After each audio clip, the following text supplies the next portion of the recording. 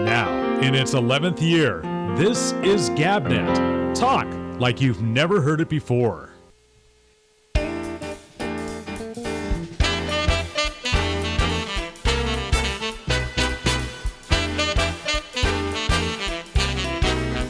Hey!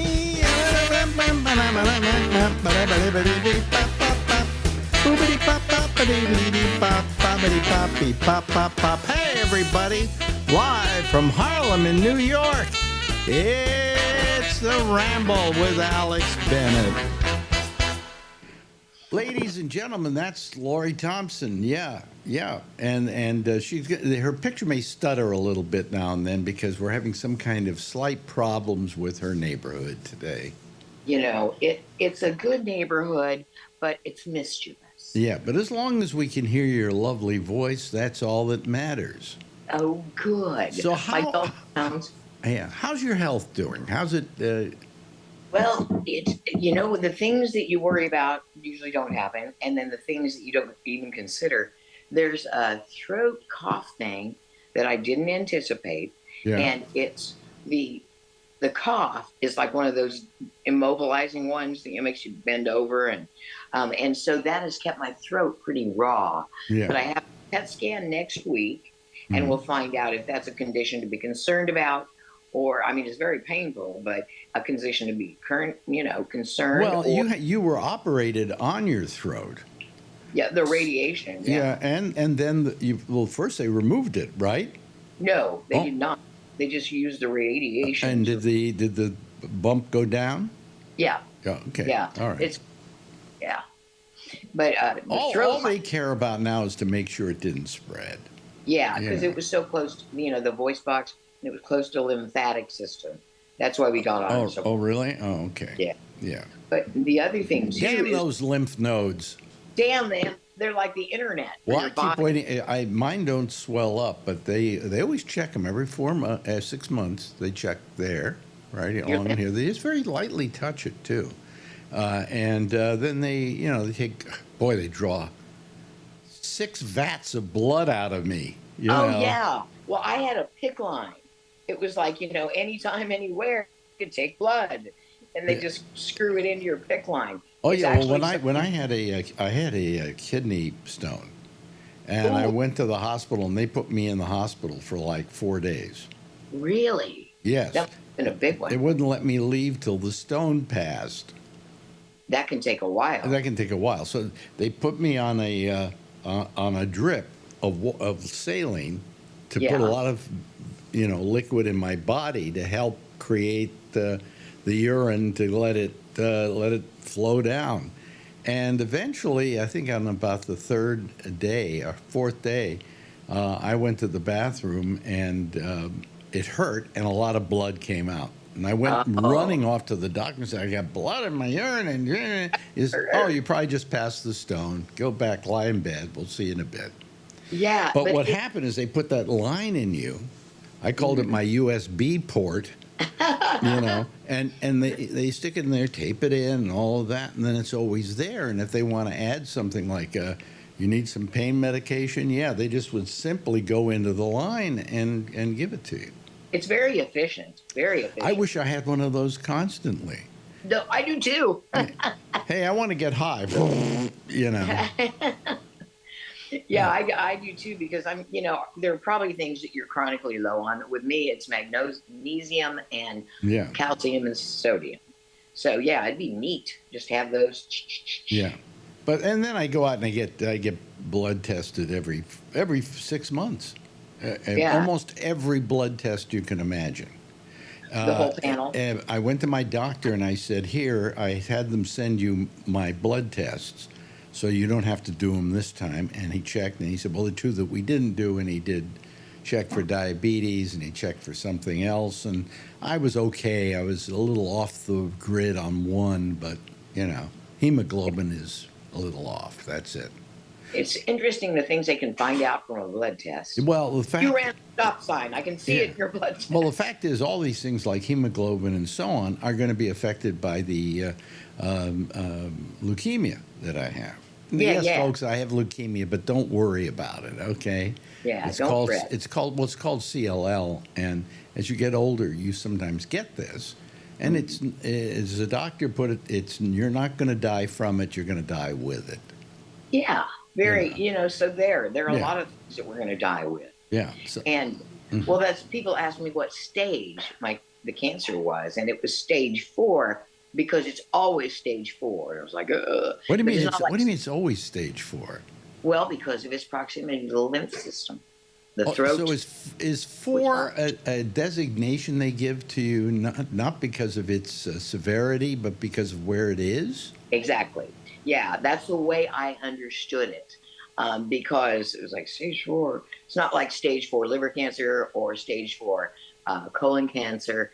It was just this. I guess it was the urgency of treatment too, because of where it is. Yeah. You know, Because I always thought they went stage 4 when you were, you had Me the too. worst kind. I know. Yeah. I perked right up when they said that. It was like, no. This is a little different.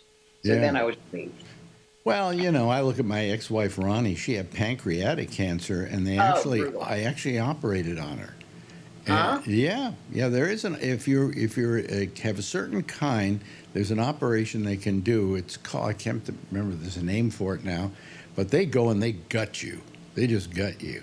Really? And it took her a while to get over the operation, but she lasted another 3 or 4 years before she started getting terminal, and she decided to kill herself. So she lived in Oregon, and you can get a doctor to recommend the, I don't think I could do that. I don't think I could do that, but I don't know. If I were in that much pain, maybe I could. Yeah, I think if I was in that much pain, I could. But that is interesting that some people choose that route and other people it's anathema. I think Catholics swear, they veer away from that. Well, but you're not supposed to commit suicide in the Jewish religion either. Oh, really? Yeah, you can't be buried in a. No, it's you have to die of natural causes or whatever natural cause there is. Yeah. You can't bring it on you. But I don't know what I could do if I could do that. But Ronnie did it, and I got a call from a friend of hers who said Ronnie's passed. She took the pills, and she decided to go. Yeah, it would be. I think it would be the month before I made the decision. And then it was locked, and my thoughts I think would probably drive me mad because there's so much indecision, so much unknown. I mean, we think we know little about death now, but I brought this up to Marjorie, and she kind of gave me bad vibes when I asked it. By the way, you're pretty smooth now. The picture. Yeah. Anyway, I said to her, "We're going to a dentist, right?" And the other day, I had just this anguishing visit to the dentist. I mean, but it was all the things that were annoying me about the other people that worked with her that couldn't work fast enough. Like when she said, "Okay, we're going to take an X-ray of this," and then she put something in my mouth so I couldn't close my mouth. Okay. Yeah. So then these people are like futzing around with the equipment. Well, how does this work? Do we push this button here? Yeah, you push it. Like it's earn while you learn, not from the dentist, but from her assistants. And I'm sitting there with my mouth full of hardware going, can you do that? And it was anguishing. It was the worst hour and a half I ever spent in a dentist chair, and it had nothing to do with pain. It had to do with the process. Yeah, and the frustration of the. And I said to her, this was really agonizing for me. She says, for you, so how about me? And I went, well, you're the dentist. You're going to get the $2,000 for this, but but she. Then I said to Marjorie, how do we know she's a good dentist? Right. No. I mean, the fact that she can stop a toothache with a root canal, that's fine. But how do we know she knows how to do a good root canal? We don't. We don't know. We don't know anything. Any dentist you go to, folks, have you ever looked it up to see whether they're very good at root canals? Mm-hmm. Yeah. You just assume they know what they're doing because they're doing something you don't know how to do. This is true. This is very And true. I feel the same thing is true of doctors. You know, It I is. said to you, I would be happier if you maybe had been here in New York and gotten whatever, what do you call it, decision that they would make up here as opposed to what they would make in the panhandle of Florida. Yeah, I wondered about that, and I didn't. You go through a lot of examinations of different conditions, different approaches. Mm-hmm. Like, first of all, it's like, how much time do you want to spend on this? You're going to disrupt your life, which we did. We pretty much upended our life for the 5 months that it took to go through the treatment. And by the way, may I do a tribute to your husband who saw you through this brilliantly. It was wonderful of him. Yeah. He was amazing. You can hear me, Rick. You did a great job. Yeah, he'll be happy to hear that because it's nice to have it confirmed, even though I tell him all the time. Yeah, I don't know. There are some people who don't have a spouse, not a loving one anyway, Yeah. and they drive themselves to radiation. They drive themselves to chemo. Oh God, yes. They drive home and then they work and they still work full time. You know what Marjorie and I have said to each other many times is we're very lucky at this age to have somebody. Oh yeah. She's got all these girlfriends whose husbands have died. They're kind of like a widow's club, and they don't have anybody. I know, and it's frightening. You know, maybe they have children and whatever, you know, but they don't really have anybody. Yeah, and we do. Mm-hmm. And no, it's believe me, it is very palpably on my mind all the time because you'll see people in the waiting room and they just look so lonely by themselves. I mean, they come in by themselves and maybe they're just taking in stride. And I don't mean to be condescending. I just thought, oh, they don't have anybody to bring them. Yeah, exactly. And drop them off at the we door. feel very fortunate that we have each other. Oh, same here. Yeah. And we didn't even meet until I was in my late 50s, late. Yeah. Yes. Yeah, well, that's, you know, but you still in that period of time have time to find somebody. You know? Yeah. But it was totally unplanned. It was totally, and I wasn't crazy about the idea at first. I thought, oh, he's somebody fun to hang out with while I examine the work situations that I might want in other areas of the country. Yeah. Well, I mean, we have a guy who calls our show. His name is Charlie, and he's like 70. He's like 74, I think. Uh-huh. And he hasn't had a girlfriend in years. And he figured at his age he's not going to ever have one, you know, because it's harder. It gets harder and harder to find people who want to alta caca, as the Jews call them. And he found this girl. He spends all the time over at her place and everything. I'm so happy for him. You know, it's great at that age to find somebody. It's wonderful because the appeals are so different. The things you value in a spouse or a person, main person, at that age are so different than the ones in... Well, you don't, at my age and at Marjorie's age, I mean, it's not like you used to marry for sex. Yeah. You don't marry for sex when you get older. Oh, no. You marry somebody you feel you can tolerate. Yeah, and enjoy hanging with. Yeah. Yeah. I mean, when I roll over in bed and look at her at night, I go, okay, you know, I can tolerate her. Yeah. I mean, she's getting to look like my mother now, but, you know, it's like, you know. Like we all will. But I look at myself, you know what I do here on, what do you call it, Zoom. You can make your face look better. How?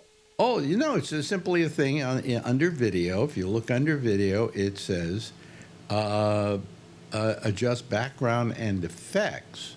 Okay, and under that, there at the very top of that, it says video and touch up my appearance. Ooh, Okay. that's nice. So I touch up my appearance. Now watch what happens when I don't touch up my appearance. Okay. It's ugly.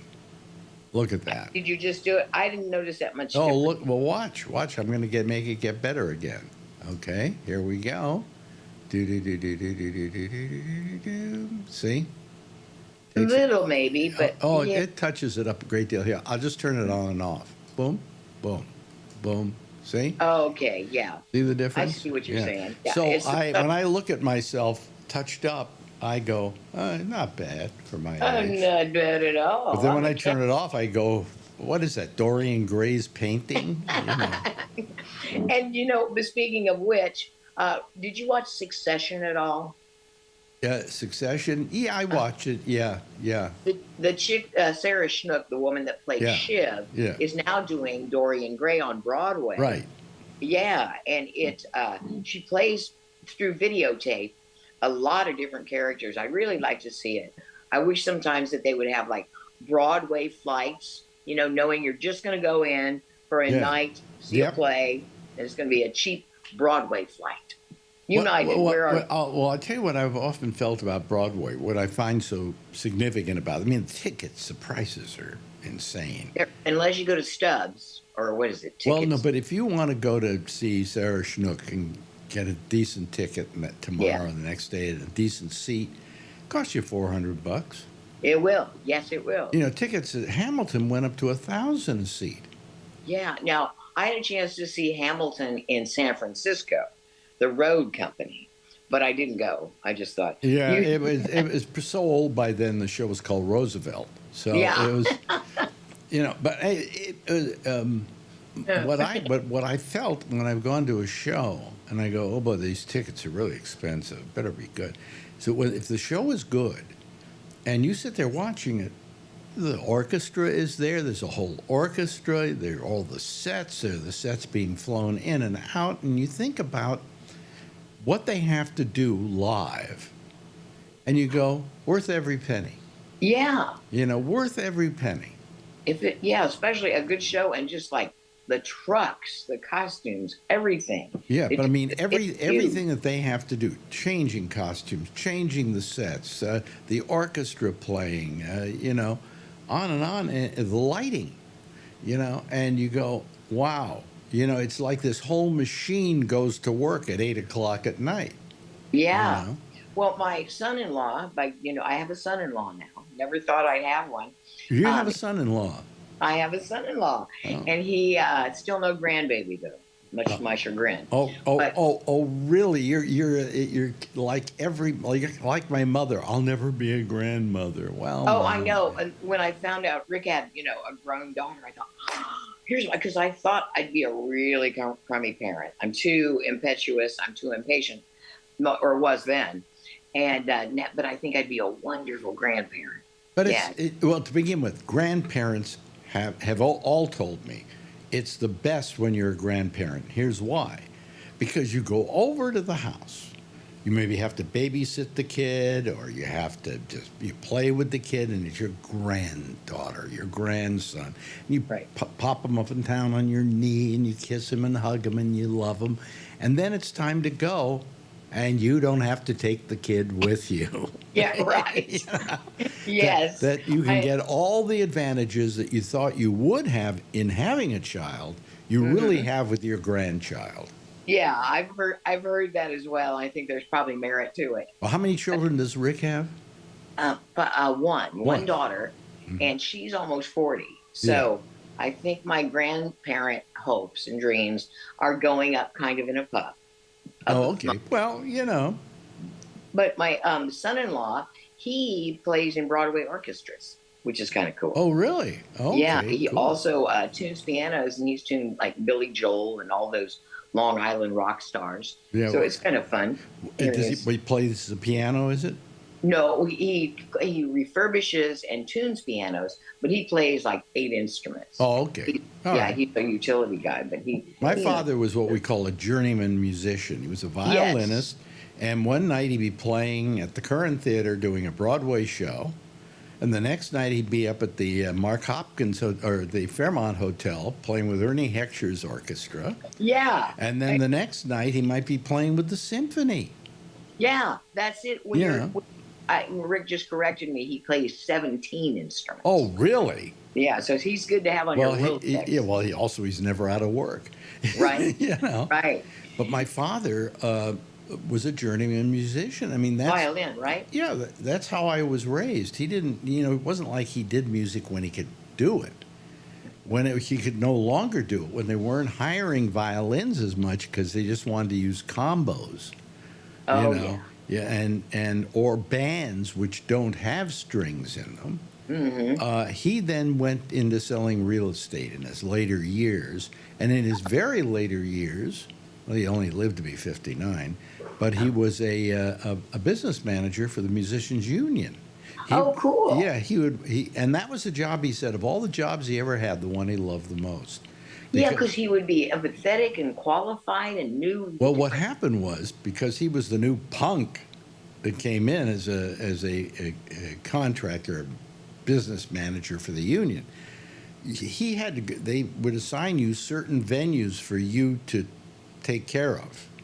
Oh, okay. Yeah. All right, and because he was a punk, they didn't want anything to do with these guys. They gave him all the music venues in San Francisco, like the Matrix and the Avalon Ballroom and blah, blah, blah, blah, blah, all the rock places. Sweet. And when my father died, my mother got a letter from Steve Miller. You remember Steve Miller? Steve Miller Band, sure. Yeah, and he said, Abracadabra. I want to thank your husband because if it weren't for him, I would have never gotten as far as I did. And what my father had done is he saw this kid, his name was Steve Miller. He wanted to join the union, but in those days, if you wanted to join the union, you had to know how to read music. Right. Because that was one of the skills. You know, all a union did was guarantee that if you hired the guy, he could do the job. And they felt that reading music was part of it. Well, Steve couldn't read music. Okay? But my father said, I want you guys to hear this guy. He said, I want you to hear him play the guitar. He doesn't read music, but if you don't think he should be a member of this union, you know, you're nuts, okay?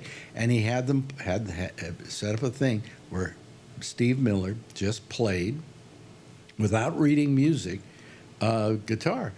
And they said he's great, and they made him a member of the union. Wow, and how very, very, what's the word I want to use? Kind and foresightful that your dad would see that and take an interest, and look how much it meant to Miller.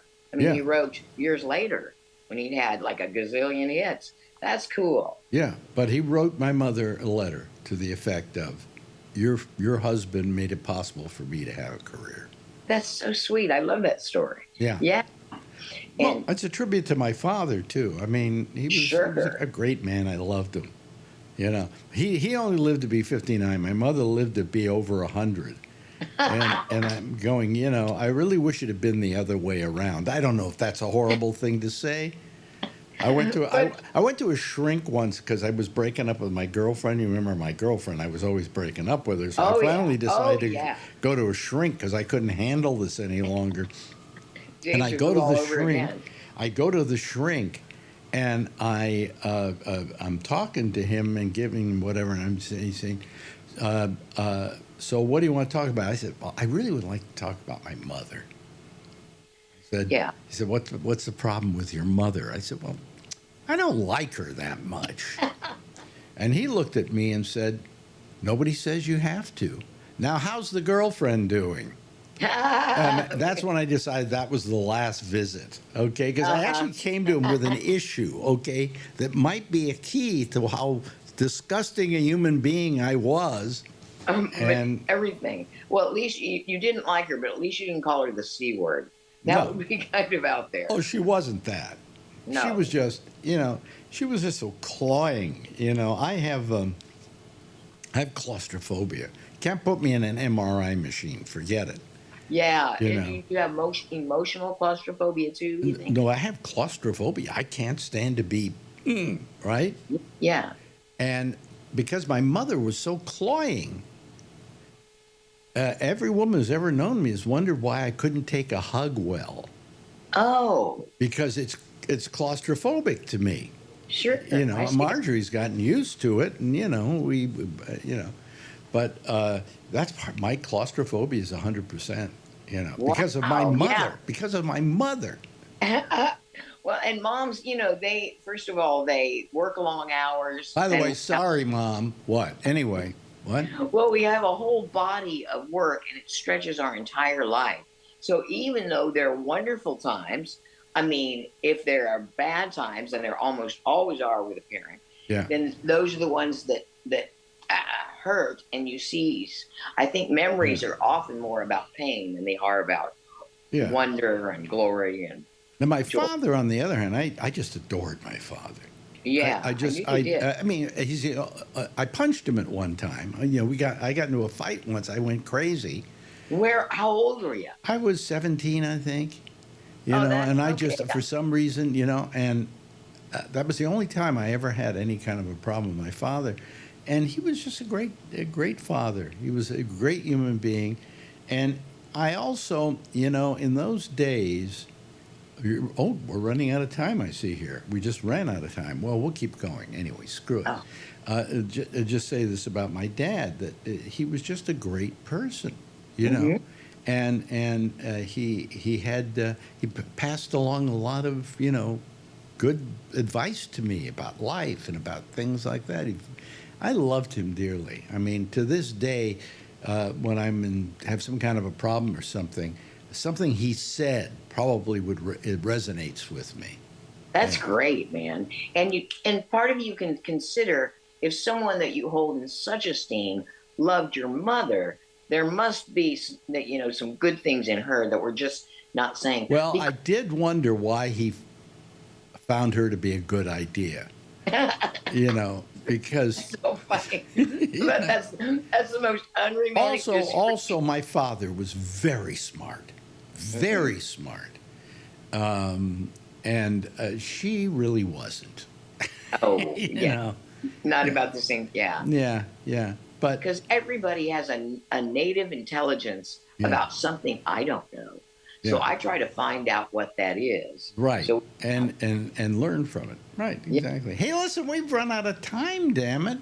damn it, Jim. This is so good. I'm so happy you're back. I can't Oh, tell me you. too. I mean, and like I say, I missed you, but I had your text to make me feel like, okay, this is not going to go on forever. This cancer. Well, it was the least I could do. Oh, it made it meant a I didn't lot. know whether I was pestering you or whether.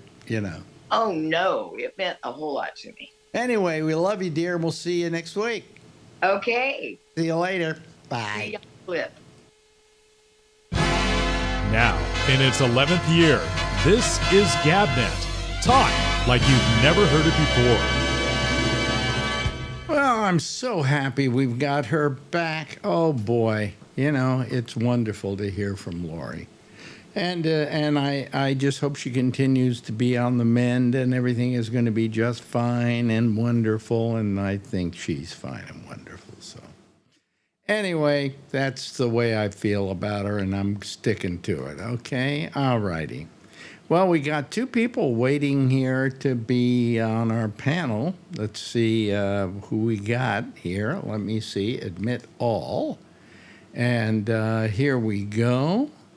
There we go. There's Charlie Wallace, and there's Josh Wheeler's coming on. And that's our panel for tonight, folks. Thank you very much. Anyway, Charlie's connecting his audio. Okay. Hello, Josh. How you doing? Good. How you doing? I'm doing fine. I just, I'm just trying to survive as best I can. And I can't complain. I just can't complain, I just wish I were always feeling a little more peppy and zippy, but, I'm not. So what the hell? I'll just survive. Hello, Charlie. Hey, Alex. Let's see. Never trust an atom. They make up everything. Okay. Thank you very much, Charlie. You're welcome. Oh, that's terrific. Anyway, so here we are on a Wednesday, and we have, I guess, there's a lot of news going on, that we don't really care about. Our president is visiting, he's visiting some business partners and he's talking deals with them, none of which are going to affect us. Okay? But they are going to do a lot of good for the Trump organization. It's kind of a method they say was invented by Hunter Biden.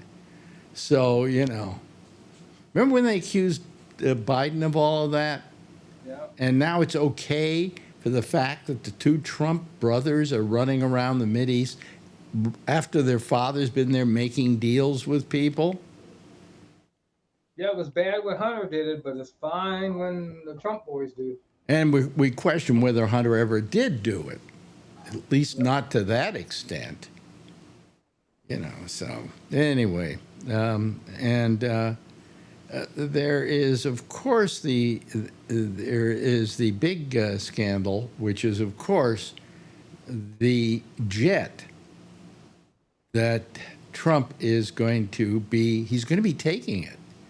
He says that it's terrible when we have to pull into a country with Air Force One, which is a 40-year-old plane. Now, I don't know, is he correct on that?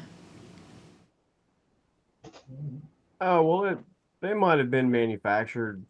I think it's a little less than 40 years, but they were delivered during the first Bush administration. But I mean, that's not to act like they haven't had significant makeovers Yeah. over the years. I mean, the technology changes, because they're custom built planes anyway. They're not standard 747s. They're the B200. I mean, it even says in the nameplate, custom. And so it's built on the 747 template. Right. But it's not that. They get different engines. They get, I mean, everything, right? Different fuel tanks. It has so many extra things and all that. So it's not as if just because the shell of that plane was manufactured 40 years ago, like we said, actually it's a little less, that it hasn't been redone. I mean, if we tear out all the drywall in my house all the way to the sticks, and then we put everything back together inside and out new, I mean, yeah, I suppose technically you could go around and say my house is 19 years old. It was built in 2006, right? And you would be correct. But that doesn't really tell the story, So uh, I don't even care if any of that's true. New ones are ordered and they're on the way, and even if they weren't, it does. That's what we have. That's what's been good. That's my point. Is that's what's been good enough for everybody else. Yeah. And it's it to begin with, the plane is tricked out with all the stuff they need for the president. All the security. I think they even have missiles on that plane, although you don't see them. No one knows. I mean, Yeah. But it also is able to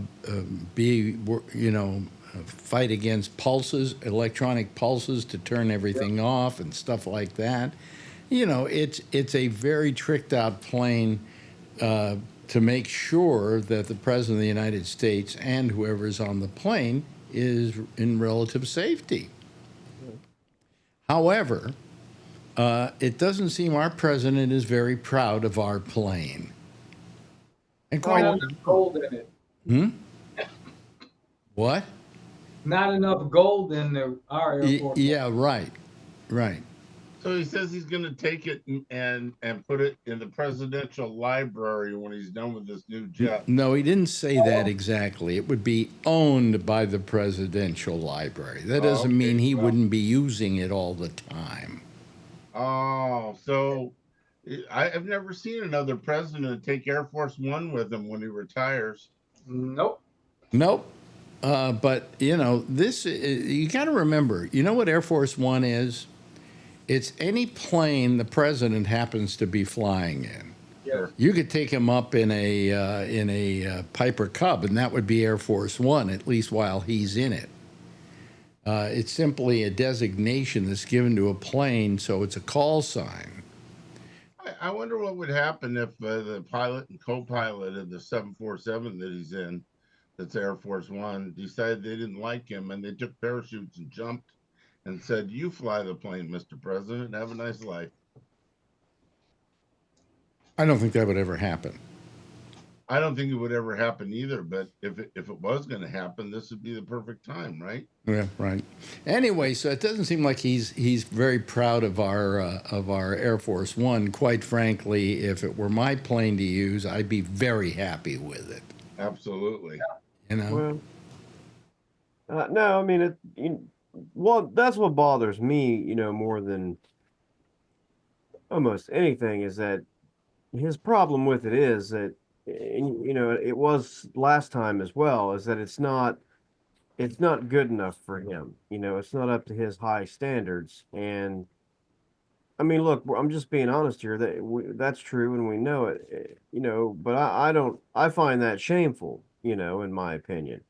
Because it's been good enough for everybody else. Greater men than him have walked that plane on many occasions. Well, and I mean, it has done America's business for quite some time, and he forgets, and apparently the Republican Party forgets, and other people. That plane was never designed for. It's not a luxury plane. Okay, it's a working plane. It was designed so that the president and his staff, who have a 24-hour a day, 7-day a week job, could perform the duties of those jobs even when they traveled. That includes the chiefs of staffs, the deputy chiefs of staffs, the press secretaries, all the people that work around him could have to travel places and could still be able to do their work, because the work that they do is so demanding that it doesn't afford break time. So it's a working, functional part of the government. It's not meant for his personal or anyone else's personal comfort. Now, it comes with some great personal comfort things, a nice office and a bed and a bunch of other things, but those are nice perks, but that's not what it was intended for, and that's not what it. If I'm not wrong, what it was intended to be was kind of a flying Oval Office. Yeah. In other words, you can do all the business of the government, and you're not that far away from doing the business of the government just because you're up in the air. Am I right? Yeah, you're right. Yeah, I mean, it has, as far as everyone knows, secure video and phone uplink to everyone in the world nowadays, and all that kind of stuff, so that if anything happens, no matter when or where they are in the plane, that that the president's reachable. So Also, there is room for the press. Yeah, it has a press cabin, right? Yeah, which this new plane doesn't have. It's bigger. How could it not have room?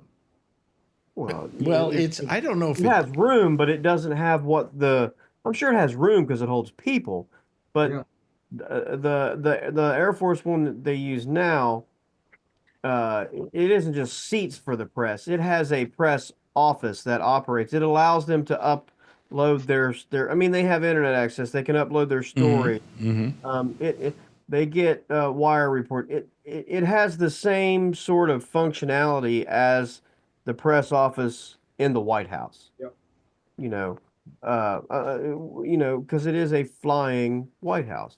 So that's it has a press cabin. Right. But all the things that large enough to hold many people. But I believe that the things that they are currently using it for, it's not the same thing. It's not the one he wants, because they're going to give it to him, and it's going to be his. Yeah. I don't like the idea that he doesn't like our plane. Well, I really don't like that either at all. Yeah. You know, I mean, did you say there's a new one on order, new Air Force One on order? Yeah, they're the new ones that were already on order that he bitched and moaned about the entire first term because he said they were costing too much. And I can't stand the fact that, and I don't know where it ever landed, that they were going to change the paint scheme. That he made him change the paint scheme, and then I thought Biden had made him change it back. So I don't know. I think he wants it back to the other way because now I see he's got this big model of an Air Force One sitting on the table in the middle of the Oval Office, and it doesn't have the paint scheme that they have now.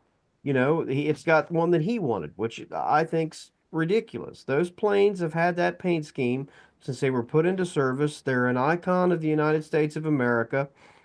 You know, there's no reason to change it. Well, my question is, which Air Force One is it? Because when I was in Florida, and I was driving along the what do you call it?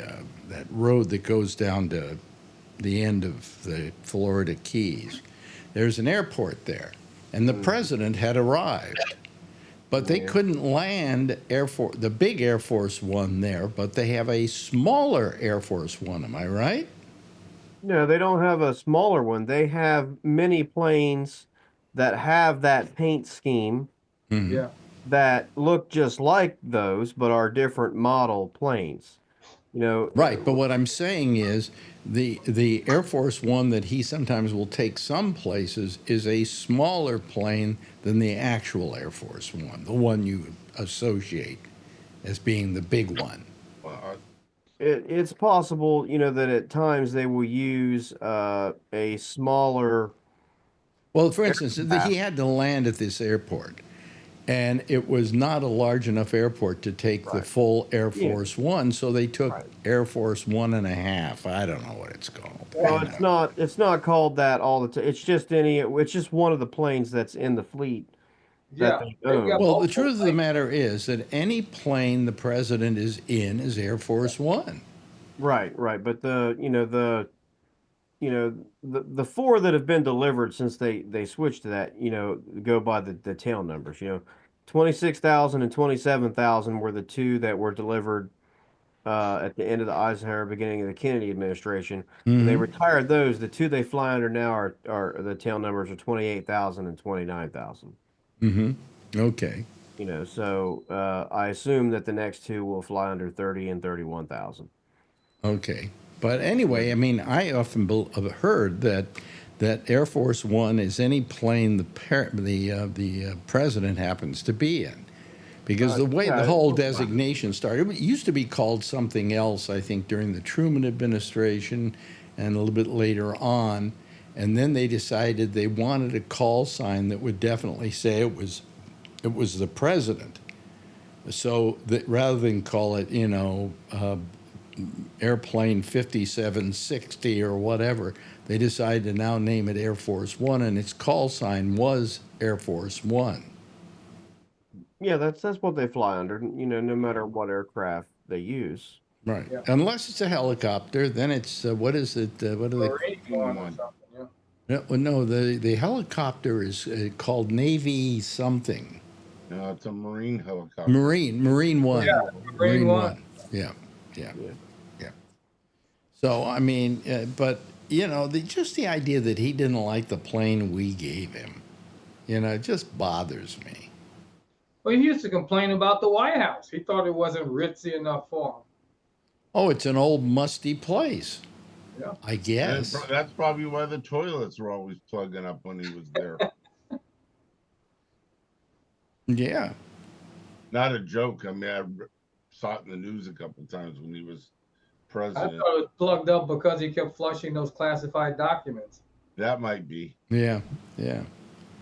But anyway, so I mean, that story has predominated. Could you imagine being the CIA that's got to go down the pipeline and pull those pieces out? Yeah. Anyway, the point I'm making is that the question now is if he took this plane before he could fly in it for official business or to take it anywhere, there would have to be massive changes made in the plane. To begin with, they have to check every inch of it to make sure that the that the Qataris didn't put in any what do you call it, bugs. They've got to clear that all out, and then they have to do complete changes in the plane to get it up to speed for being the official plane of the President of the United States. And by the time they finish doing all of that, he won't be president anymore. Be a But he'll nice have new- this great plane to fly around in afterwards. Yes. Boy, he really wants to save us money, doesn't he? Oh yeah, it saved me a ton of money. They gave me a $400 million plane. Well, you know, and what are you going to give them back? You know what it was today? Kristi Noem was in a, what do you call it, a meeting with a hearing today. And she defended the president's use of the new plane, that it was okay for him to take it from Qatar. And do you know what Kristi Noem's last job was before she was whatever she is now? What is she? This head of the Department of Defense, or what is it? What is it? She's the what is she? Secretary of Homeland Security. Yeah, Homeland Security. Whatever. Oh, Yeah, she was a press person for Qatar. yeah. Yeah.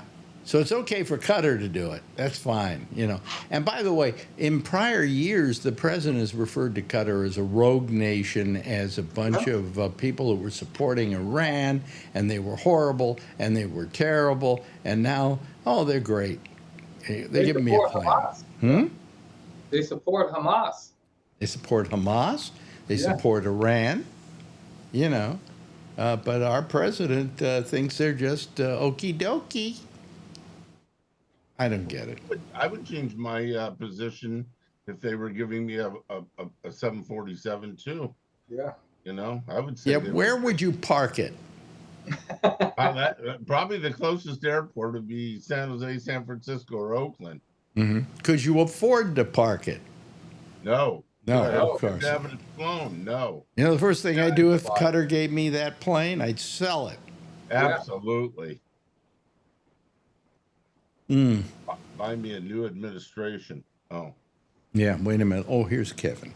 Here's Kevin. Hold on a second. Let me let Kevin in. I didn't see him down there. Hello, Kevin. Sorry for the wait. Oh, he's turning his back on me. Oh, boy. Is that an Amazon? He works for Amazon now? I don't know. What's That's an Amazon vest. I know he got an Amazon vest.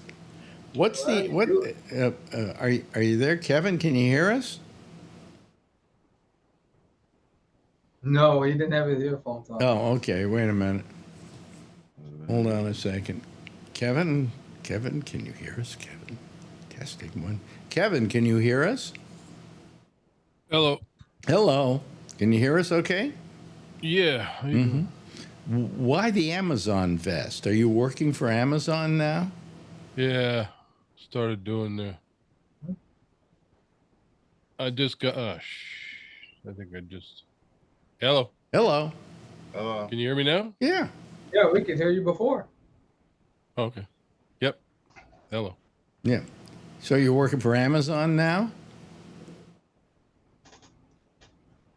Are you here? I don't think he can hear us. Can you hear us? Oh. Yeah, I'm trying to figure out where I'm at here. Okay. I got you. I'm trying to kill my browser. There we go. Oh, okay. New drugs. I had the browser going in the background. Okay, so are you working for Amazon now? Yeah, I started a couple weeks, last month, I guess. Oh, really? Yeah, trying to make some side money. DoorDash kicked me out, so I just figured I'd try that. Wow. So what do you do? Drag those boxes around or whatever? Yep. What do you Envelopes, boxes, whatever. No, but I mean, they deliver them, at least here, they deliver them by having these things they just drag. You know, these big. No, it's probably a regular driver. We're just flex drivers. With Oh, you're a driver? Yeah. Oh, okay. All right. And do they have their own Amazon trucks now and everything? Oh, yeah. Yeah, they got their own trucks, but we use our cars. We're side contractors. It's like it's a side gig. Yeah. Okay. All right. You can choose a block of 3 or 4 hours and go out and make 3 or 4 hours worth of deliveries. They pound you with them, and Do they pay well? no, No. nobody pays well. Not anymore. Nobody. That's something that really bothers me. It does. Is that nobody wants to pay people for the job they do, and give them the respect of giving them a decent living. Yeah, they set you up with you pick a 3 or 4 hour block that's available. And I took a 3.5 hour block today, and it took me almost 4.5, almost 5 hours to do it. Where's the distribution center near you? Right here in town. Oh, okay. Okay. They got 2 warehouses, one big one and one 50-mile warehouse. I guess I didn't realize that your town has grown that big, that quick. What's that? I didn't realize without mentioning the name of where you live, I didn't realize that your town had grown. I thought it was like 5,000 people or something the last time I was there. No, it's way bigger than that. And everybody's all pissed off because they're trying to make it stop growing, and they want all the money, but they don't want all the people. Yeah. How do you make it stop growing? You get Stop idiots selling in the houses. frickin' councils and the supervisors, and there's a whole movement down here to stop growth. Now, what's the town But yet you're in they all again? want Home Depot, and they all want everybody else. They want In-N-Out. They want Trader Joe's. They want all these people down here, but they won't let anybody down here. So it's like, Okay, but it's Martinez, right? Where are you? no, I'm down in Hollister. Hollister. Gilroy, yeah. Hollister, yeah. Okay. He's moving. He's moving to Oregon, we hear. In between there and Monterey, yeah. Yeah. Well, it's nice that you have a job. Yeah, I do it when I need to, when I want to. Side money, basically. You do it Just for like side. a DoorDash. Yeah. Explain DoorDash to me. I've never used them. Order the food, some guy picks it up, takes it to you, dumps it on your door, and drives away. That's pretty If much it's it. pizza, they tip it over, and that's it. So what's the difference between that and Uber Eats? Same thing. Same 'Cause thing we as use Grubhub. We use Uber Eats. Yeah. I've heard DoorDash is cheaper, but I don't know. How I is don't it? use any of them. I've never used any of them. Well, how is it cheaper? Are they charging less for the food? I guess. Or delivery.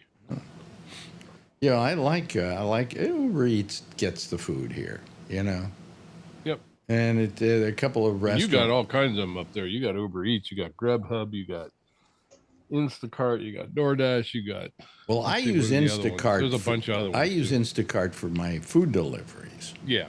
And I was going to do that too, but it's taken me 2 years to get in, and they haven't called me yet.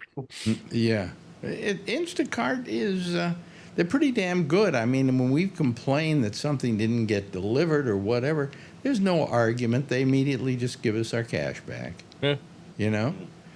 They've really matured. We were with them when they were nothing. I mean, they were just this dippy little organization that didn't know what they were doing.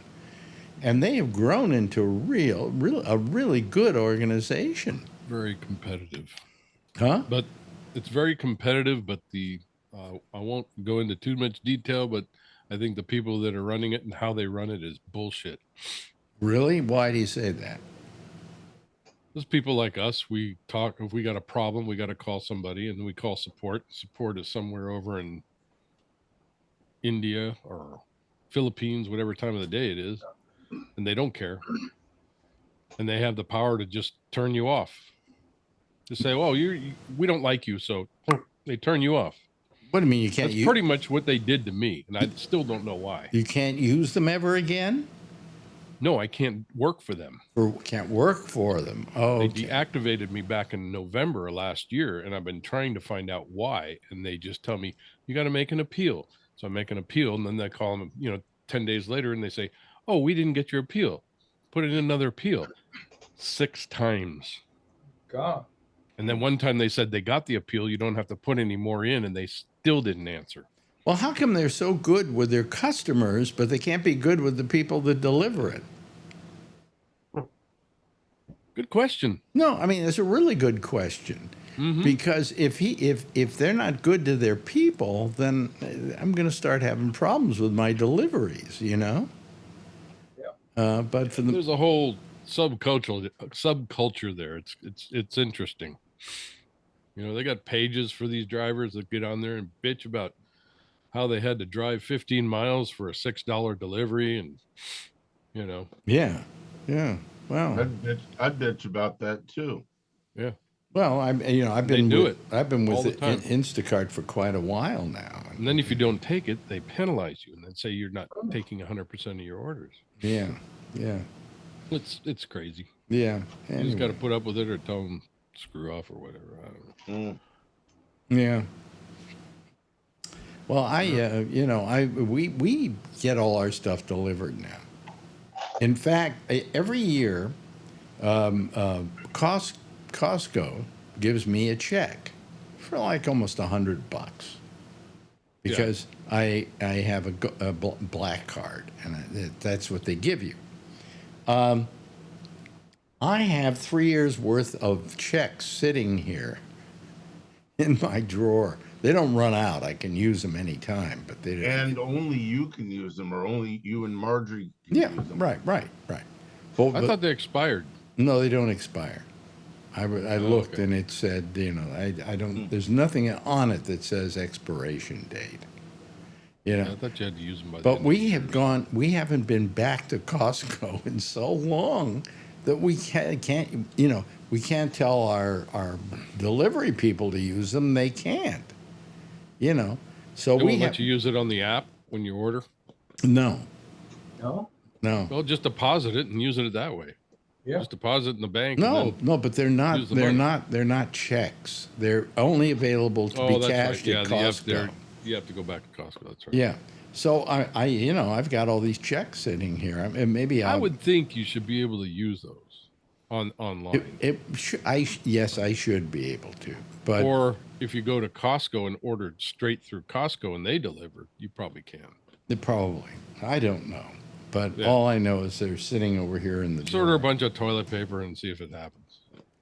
Yeah, well, if you can get the toilet paper, They ran out of toilet paper a couple of weeks ago. How about that one, huh? It's gonna keep happening till you Coming from China. Boy, when you can't get ass wiped, geez almighty, how the world has fallen apart. Send everybody into panic. And Bounty, have I told you about the quicker picker-upper? No. They, how we talk about shrinkflation and things like that, where all of a sudden you'll be getting Bounty and it'll have less of a roll in it than it once had. But they just charge you the same amount, so you don't think that they're raising the prices on you. Okay? Well, here's the thing that Bounty has done. We love Bounty. I love Bounty. It's good for everything. Whatever you need to pick up or anything that's a mess, you can use Bounty. All right? And I especially love, since I have a sinus condition and allergies and so on, have loved it for blowing my nose on it. Wow. And you could take these things and blow your nose on it a lot, right? And it wouldn't really fill up. It would absorb, okay? And all of a sudden I noticed it wasn't absorbing like it used to, and that it was having troubles. That I couldn't get a good use out of it. Mm-hmm. And I suddenly realized they've changed the formulation of Bounty paper towels because it's cheaper to do it another way. And they go, well, maybe nobody will notice. Well, I notice, And I've got an old Bounty roll here that Marjorie found around the house, a couple of them. And then I compared it to the new ones, and by God, there's a difference. There's an absolute difference, which pisses me off. Huh? I like them because they're good at getting nose hairs.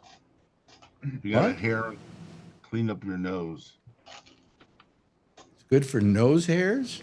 Yeah, you were saying blow your nose. Sometimes I have a nose hair that comes out when I blow my nose, and it was good for sorry. Doesn't make much sense to me, but I use a clipper for the nose hairs. Yeah, well, that's what I do. I get scissors. So Somebody told me they make electric nose hair clippers. No, too. I got a new hair clipper that's a nose clipper that's electric, and it doesn't work very well. None of them No? work well. No, No. no. Okay, I'll save my money. Yeah, yeah. Every time I think I'm buying a new, better one, because you read something about, oh, best nose clipper in the business. It's the same nose clipper I've been getting all along, you know. So, Uh, but anyway, what brand is yours? Do you know? I don't know. It's knows it's. I don't know. I have no. No, I just made up a name of a product. yeah, there you go. Yeah. It'll be on the market next week. Yeah, but you know, I mean, I don't. I'm just getting very sensitive towards companies, for instance, that are firing people in their company like crazy, and I go, why should I do business with them? You know, they don't respect the people they work with. They figure they're going to help their bottom line by getting rid of people. No, they're not going to help their bottom line. So I mean, I'm now very sensitive about that. For instance, I have some questions about whether I want to do any business with Meta anymore. I mean, I need them, but I don't know if I should be doing business with them because they don't know how to treat their people. They don't even know how to treat me. You know, why should I put up with that? Why should I put up with an asshole like the guy who owns Meta? What's his name? Zuckerberg. Zuckerberg. Zuckerberg, yeah. Yeah. Why should I? You know, when he acts the way he does. You know, I don't know what to do about it. And then I hear about companies that, for instance, like Disney. Oh, we just had to let off 10,000 people because we're trying to help the bottom line. And I go, why am I doing business with those people? They're firing people when it's people they shouldn't fire. It's the people who run the company they should fire. Right. You know, and think of the money you're going to save there. You know, but I mean, I just get mad when I see that. I don't like it, and it makes me. Oh, I guess I'm just too sensitive a human being. So how's everything down in Texas, Charlie? Oh, it finally got hot. Yeah, I know. Yesterday. Yeah. Yeah, I saw that. Somebody was saying how hot it was, and that there's a big heat wave thing coming through that part of the country, and that you will not be. I think you've got about 4 days of this, and then it'll go down to 97. Yeah, it's gonna cool off to 97. Yeah. Cool off to 97. Well, maybe by next week when it cools off, you can sit inside the house and play with your new laptop. Fingers crossed. Did you get a Yeah, new well, Did you get a new laptop? Somebody's giving me one. I have a. Somebody's giving you one? Yeah, for $400 million. I get to keep it when I quit umpiring. Good answer. Good answer. So no, I have a Windows 10 laptop that a Dell that I bought, pretty powerful that I bought 4 years ago, but I don't like the screen. It's not clearly 1080p. And Dell looked at it one time and said, nothing wrong with the screen. Maybe I ought to get a new this, that, and the other video card. And I said, well, it's built into the motherboard. Oh, well, can't do anything about it. So I went and bought a Vio. About 6 months ago. It's got a 4K screen like I'm using on my home computer right now. So the one that they call 1080 is sitting on bright here because I'm doing Windows update. I have a real fast update, and it's doing Windows 11 updates right now. And once it's done, the box back here that I found, Charlie, is going to show up at your porch when I ship it. That big, huh? Okay. Well, I couldn't find anything smaller, but that's okay. Well, listen, I got a problem here. Over the weekend, I don't know what happened, but there were a lot of updates to Windows 10. Okay? Yeah. I have a Windows 10 machine here I just use for a lot of little stuff. But I have it hooked up to my network so I can access it. Okay? Well, all of a sudden, it's not coming up. So I then have to figure out what was the name I used on it and what's the password. Uh-oh. Now, would the password on that be the same as password for the computer itself? I don't know. I mean, not the password. Don't you have a Microsoft password? Yeah, but that's not the password. Okay, I know. Yeah, but if you write to Microsoft, they'll reset your password for you. I've done that a couple times. You don't understand. It's the way I sign in using my home network to get access to the machine.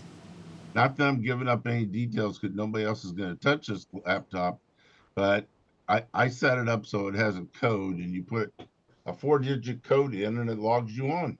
Well, I have a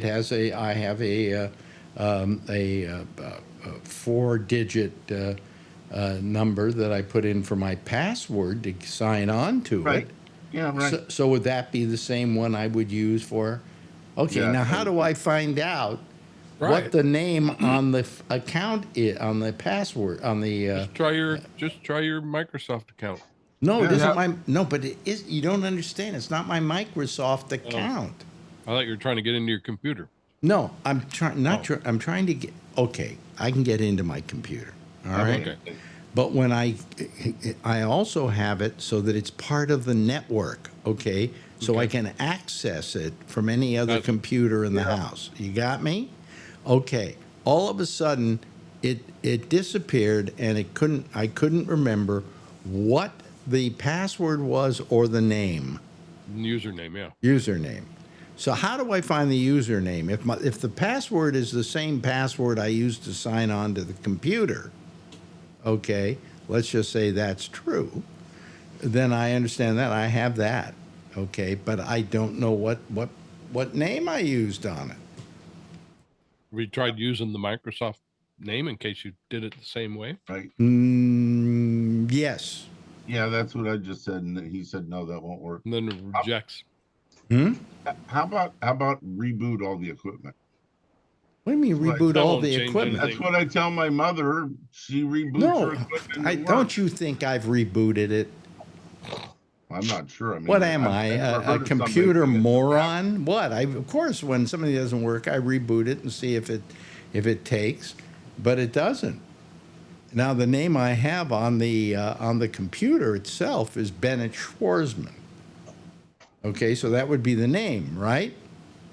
Right, that's the name of the computer, but that's not your I password. don't know. I'm going to have to try that name tomorrow with the password I sign on with and see if that works. I don't know. I have no gotta idea. go, guys. I gotta pick up my girlfriend's grandson. Oh, so- wait a minute. Is she suddenly ruining our program? She's sick, so I have to go pick up her grandson for her. So this is a Oh, one time. boy, are you pussy whipped already? Jeez almighty. Oh, He mows the lawn for her too. do you really? Do you? I don't have to mow. She has a service to Oh, mow. God. We have to get together and have some mansplaining, you know? No, she can pussy whip me any day. I gotta go, guys. I'll see you Okay. tomorrow. Bye-bye to Charlie. See Bye-bye. you, Charlie. Hi, Charlie. Yeah, this laptop I got is a Dell, and it's got a half a terabit solid state drive, and it's got 16 gig of RAM, and I just don't like the monitor part of it. Gee, it's too bad. I have a 4 terabyte byte drive in mine, solid state. Yeah, well, you're not giving it to Charlie. I'm giving this to Charlie. One, his laptop died last year, and two, his home computer, he wants to run Windows 11, but it's not powerful enough. I think this is Microsoft's way of saying you need to go out and buy new computers, but so they didn't develop Windows to run on some of the older processors. So anyhow, my laptop runs on it. I've downloaded Windows 11. I'm updating everything, and then I'm going to mail it to him for free. Well, I also have my Windows, so it will sign on using my visual, my face. But that doesn't change my password, does it? No. No. No, it shouldn't. Well, the only reason I just thought it'd be a nice guy since I didn't need the laptop, don't want to give it to some kid, and he was saying couple weeks ago that his laptop died on his last trip. He'd love to have another laptop. Mm-hmm. He's getting on his show, Woody's and his girlfriend's, this show and Amy's show on his iPhone 14. So he would like another laptop, but he can't afford it. Well, that's very nice of you. That's very nice I of have you. one that's 4 Of years course, you old. have no use for it anymore. You're kind of like the country of Cutter, that is giving the president a 4-year-old plane. Yeah. Did you hear about that one? It's 4 years old already. I thought they were just ordering a brand new I one. thought it was brand new too. It's 4 years Oh, I old. didn't know that. Oh. Then he's got to sit on a used toilet. That's the first thing he'll do is change the toilet. Yeah, but I mean, it's 4 years old, for crying out loud. Yeah. Wow. You know, I wouldn't accept it. This is a great deal for him. He doesn't have to go out and buy a laptop. So It's a great deal for Trump. He doesn't go out and buy a new airplane.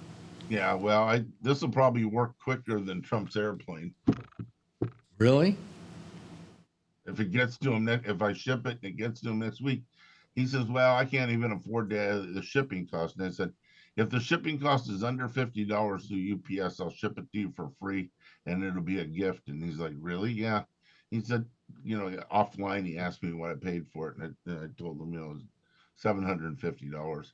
And he said, you don't have to give me that. I said, I don't want to sell it, Charlie. I want to give it to somebody. But Charlie, if you're still listening, although right now you're probably kissing your girlfriend's ass, if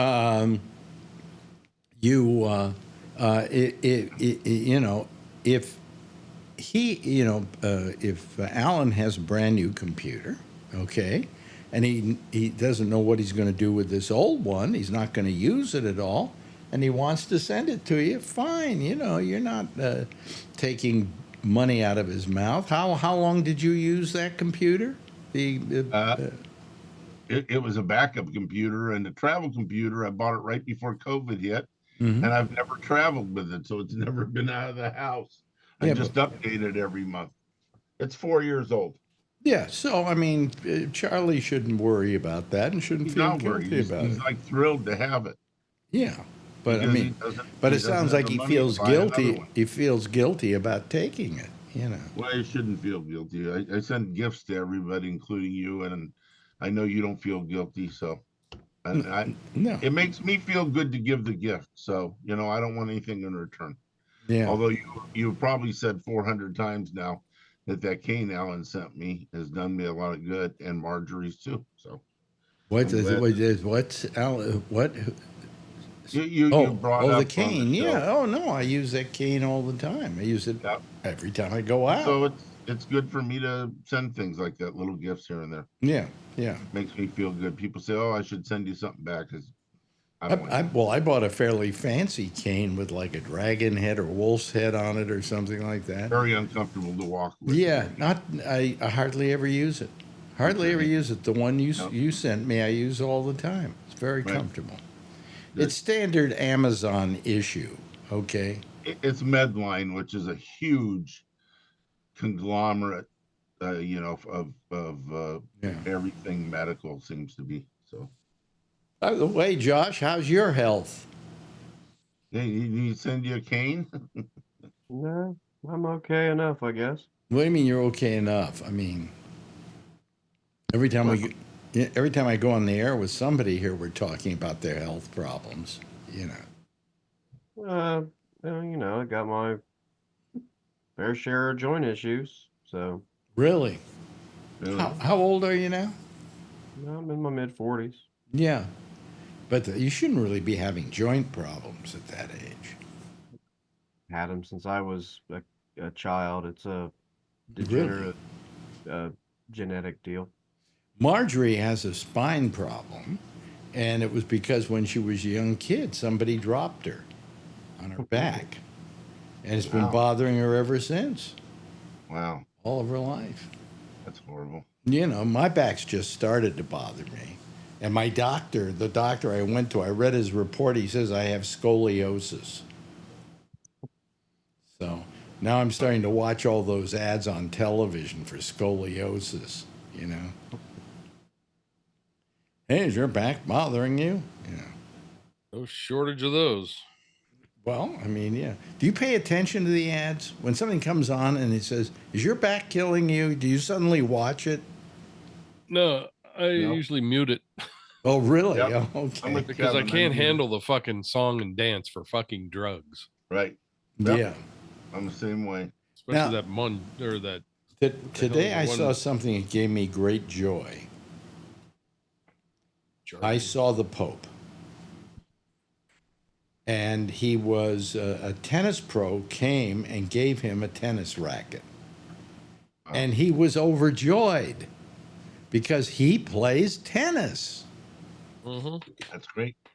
Yeah. Now, I'm wondering, does he play it wearing the robes, or can he, like, wear short shorts to play tennis? Anybody know anything about that? Anybody here a Catholic? No. Yeah, they can do it if they want. They could probably wear white ones. Well, no, he joked, and he said, well, with my outfit, I can play in Wimbledon, because you can only wear white in Wimbledon, so. Or is it Paris or Wimbledon where you have to wear white? I think it's Wimbledon. I don't know.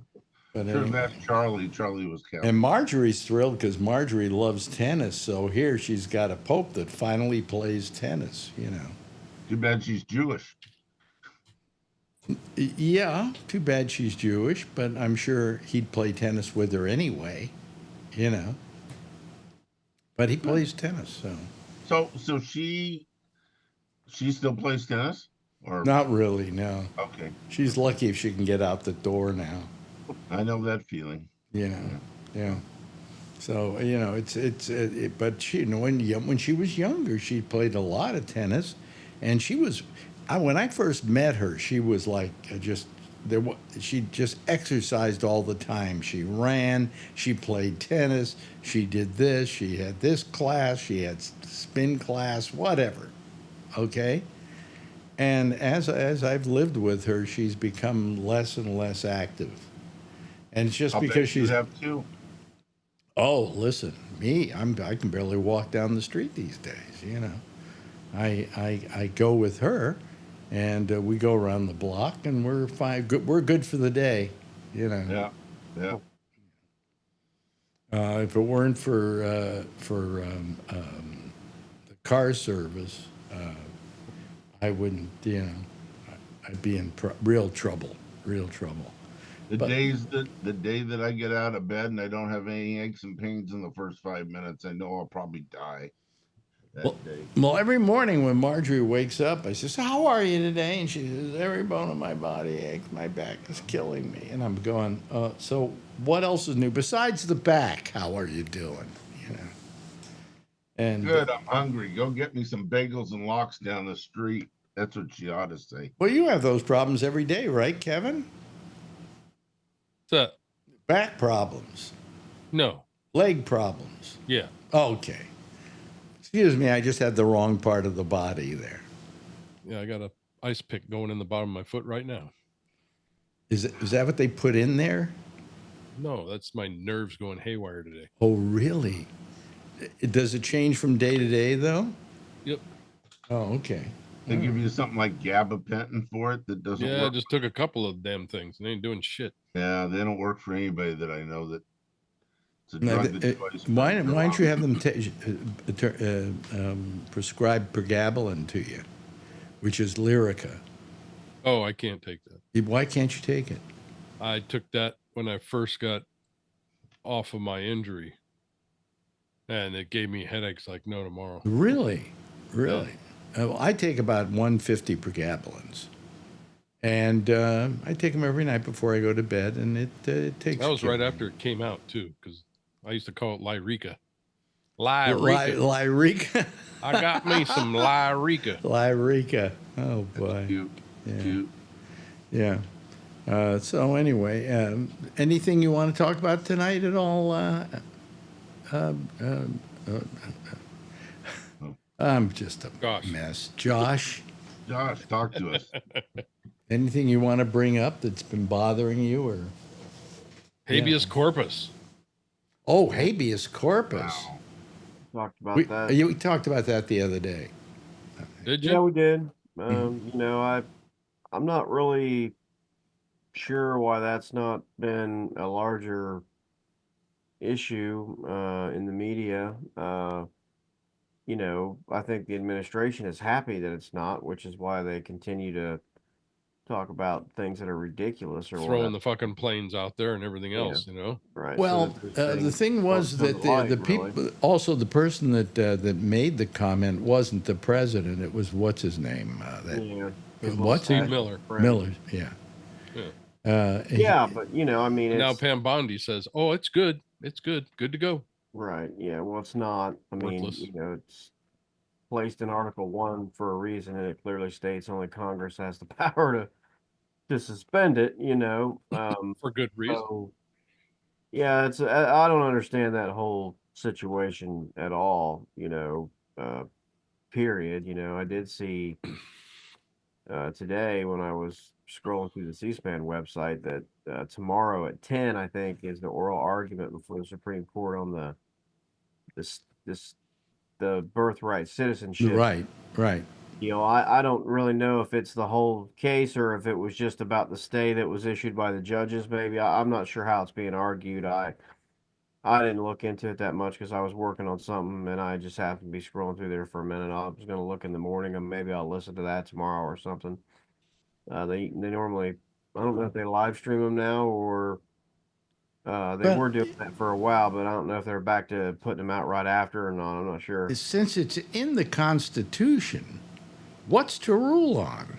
Well, you know, honestly, there really shouldn't be a lot as far as that goes. And like I said, I don't know if there's just an argument tomorrow about whether or not the stays that were put in place by the judges.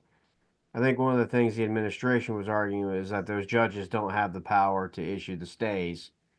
You know, and I would just love it if they get hammered on that tomorrow and there's some kind of like 9-0 deal that comes out, you know, and says, no, you know, the judges have power to issue stays and we just settle this once and for all for forever. You know, that would be great, but it never works out that way. There always has to be a couple assholes that, you know, act like a fucking crackhead, can't understand, you know, what's plain and simple and clear. So is this an emergency ruling that they're asking for that they have to give a quick answer to, or? I don't know if it was really going to be like that or not. I'm really going to have to look into that tomorrow. I should have done it today, you know, so I don't really know the answer to that, to be honest with you. I don't know if this was expedited. I can't remember. I mean, I kind of had forgotten about it. Like I said, I was just scrolling through the website today and they had their little upcoming column and I caught it, and at the top of it, of their upcoming, and you know, it was tomorrow at 10 was the oral arguments for that. So I'm not sure what's going to come of that. Yeah. Because I just don't understand how, if it's in the Constitution, they would even want to hear it. You know, I mean, these are the things that need to happen. You know, the courts need to shut that down. This habeas corpus deal, if they try some kind of garbage with that, you know, and Congress didn't vote that, they need to shut that down immediately. I mean, you know, they need to start slamming the door on this stuff once and for all. Yeah. So I mean, that would be. So what you're saying is the reason they're hearing it is to just get it out of the way once and for all? Is that it? Well, I hope so. Or are they seriously thinking that there's a case here to be argued? I don't think there's much of one personally, but I mean... Can't they just refuse it? Oh, they could, yeah. They don't have to hear it, yeah. Anyway, hey, listen, there's the theme playing, and it's very good that it's playing because I'm ready to go to sleep, I guess. How about the rest of you? Well, out in California, you guys you're not ready to go to bed yet, are you? No. Ain't gonna be long. Ain't gonna be long.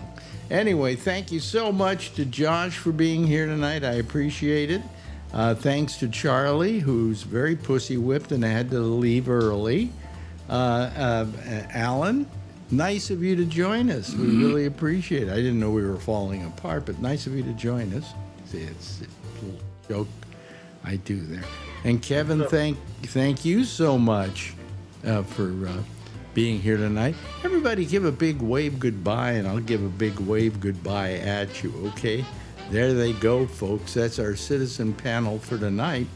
I'm trying to figure out if I want to do a show tomorrow night because, it's just gotten lately that most of the time there aren't a lot of people calling, and I wonder whether, especially on Thursdays. So I don't know if I should do a show on Thursday. But anyway, we'll worry about that tomorrow. We'll look on the Facebook page to see if I say I'm not doing a show. Anyway, I'll see you again tomorrow. Same time, same station in life. The intersection is next with Amy Manuel. And if you see her, tell her I love her, okay? Bye-bye, everybody.